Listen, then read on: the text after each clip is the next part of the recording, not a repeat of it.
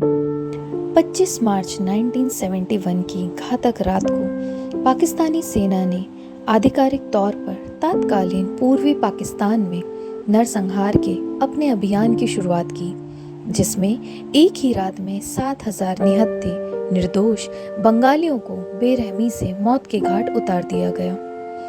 दिसंबर 1970 के पाकिस्तानी राष्ट्रीय चुनावों में आवामी लीग को अधिकांश वोट मिले थे और बंगाली क्षेत्र में भारी जीत हासिल की थी। 22 फरवरी 1971 को पश्चिमी पाकिस्तान में सैन्य जनरलों, जिन्होंने अब तक सिंहासन का आनंद लिया था, आवामी लीग और उसके समर्थकों को कुचलने का निर्णय लिया।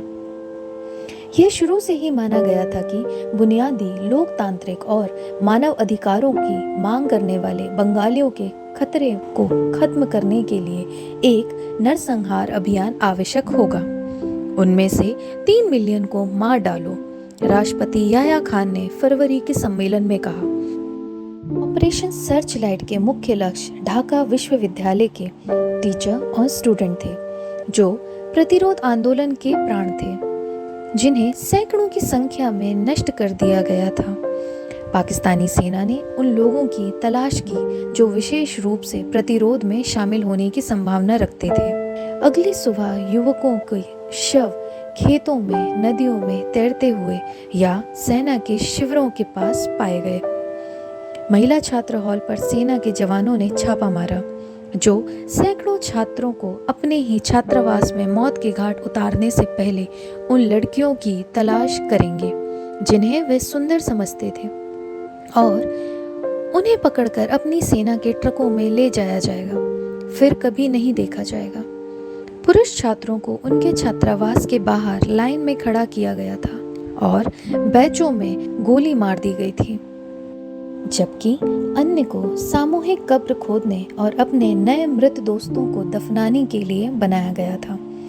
उनका काम हो जाने के बाद उन्हें भी गोली मार दी गई और उनके दोस्तों के ऊपर दफना दिया गया।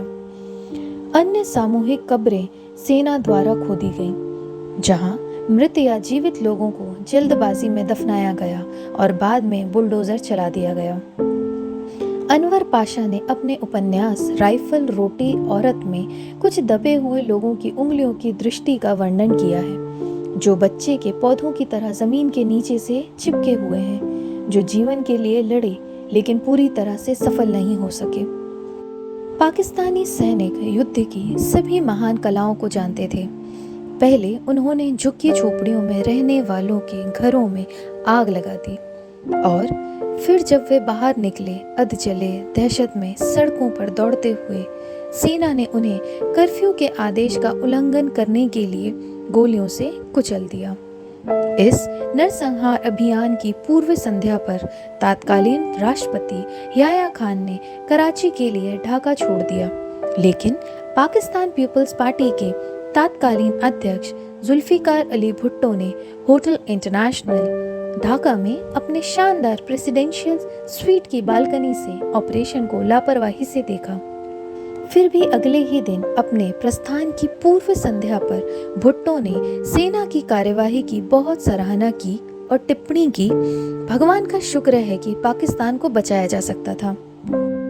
अफसोस की बात यह है कि 1971 के दौरान भारी सबूतों, हत्याओं के फुटेज, सामूहिक कब्रों, असंख्य चश्मदीद गवाहों और विदेशी पत्रकारों द्वारा हत्यात्मक कवरेज के बावजूद बांग्लादेशी नरसंहार को अभी भी संयुक्त राष्ट्र द्वारा मान्यता नहीं दी गई है।